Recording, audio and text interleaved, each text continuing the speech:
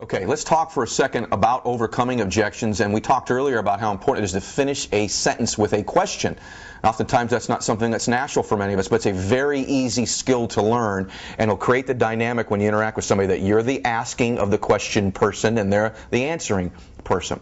So let me give you an example of what would be called, say, a tie down. We're just going to go through a couple skills here, just so you have this weapon in your arsenal, if you will, and your ability to communicate with people, and I would recommend that you practice this.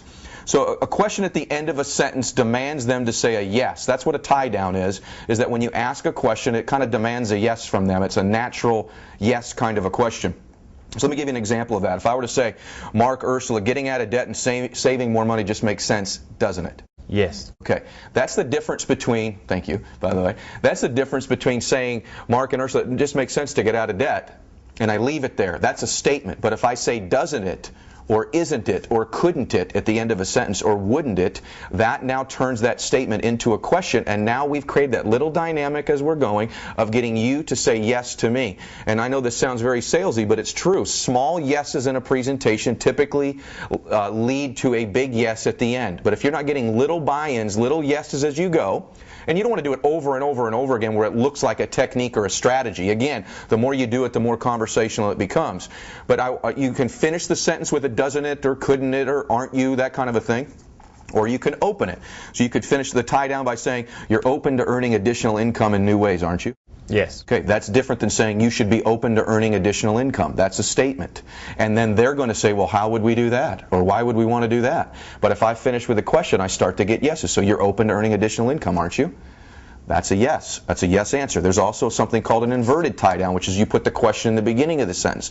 So I could say something like, Mark and Ursula, doesn't it make sense to get out of debt and save money? Yes. Yes. Thank you for saying yes. So I put the question in the middle or the beginning of the sentence, or aren't you open to looking at new ways of earning additional income? Hopefully the answer would be yes. And so I want you to learn finishing those sentences. I love to say things like, doesn't that make sense? That makes sense, doesn't it? Couldn't it? Wouldn't it? Shouldn't it? And learning to do that in your sentences rather than just respond with sentences. If you respond with a statement, they're going to respond with a question. So if I can finish my sentence with a question, typically they're going to respond with a statement, usually an affirmative, if I can ask the question properly.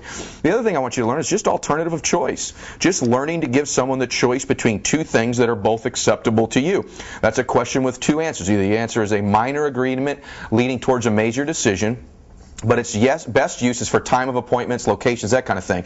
You'll notice in many of our presentations at the end of the sentence they'll say, listen, I have a Monday or a Wednesday open. Which one of those would work better for you guys?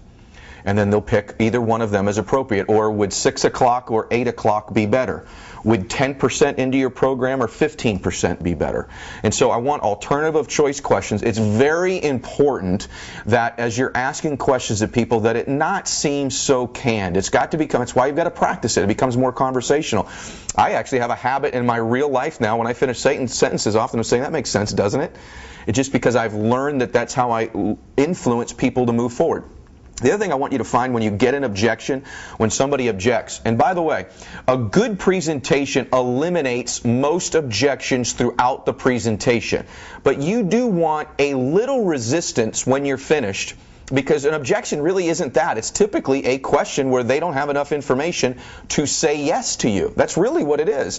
And so I like when the client, I don't want them to have 25 objections, but I like when I'm done that they ask a couple pointed questions to me, because that's indicative of the fact they're probably going to move forward, but they want me to make them feel a little bit more at ease about doing it. Now, when you get an objection from somebody, the natural human reaction is to answer it. Well, I've heard of WFG before, or I saw this on the internet, or we don't have enough money, or I already like my program. It's easy to say something, a statement, well, my gosh, that's not true about us. Let me tell you the truth. And what you've done now is you've begun to become confrontational. It's begun to become a debate, one in which you will not win. You will not win an argument or a debate with your consumer, with your client, with your customer. And so when you get an objection, I just want you to think this through. If you can just confirm the objection, and there's an old analogy that I wouldn't teach you to be too old school with this, but there's the old analogy of feel, felt, and found. When they give you an objection, you'll see this earlier, I could say, I know exactly how you feel about that. I felt the same way myself when that happened with me, but let me tell you what I found. And that's a way of saying, listen, I understand where you're at. I agree with it. In fact, same situation with my family. That's relatability. Let me tell you what I discovered. Let me tell you what I studied and found out. So when someone gives me an objection, I want to agree with them. I say, I understand where you're at. Believe me, I've been there myself. They may say something to me like, listen, we would love to move forward with this, but let me be honest with you. $300 a month is too much money out of our budget right now. Well, I could say something like, well, my gosh, don't you think you need to be able to afford $300 a month? I mean, and then it becomes an argument back and forth. Or I can say something like, listen, I understand that completely. Believe me, Christiane and I were in the exact same situation, so I know how you feel. We were in the same spot. Let me tell you what I discovered, though, about how important it is to be saving money for your family and how great it feels once you're doing it.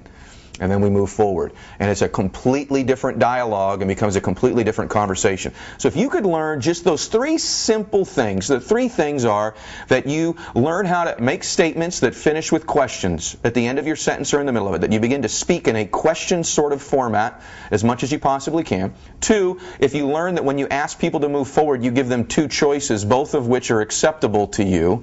That's called alternative of choice. And if you could learn to just confirm objections and relate to that objection, it buys you the chance to now make your statement about what you found. The feel, felt, found, or I've discovered that myself, I know how you feel. That type of a confirmation of the objection that they give you. What we're going to do now in a minute is you're going to watch them object, the typical objections that you may hear in the field, and you'll see me use some of these strategies in overcoming those objections.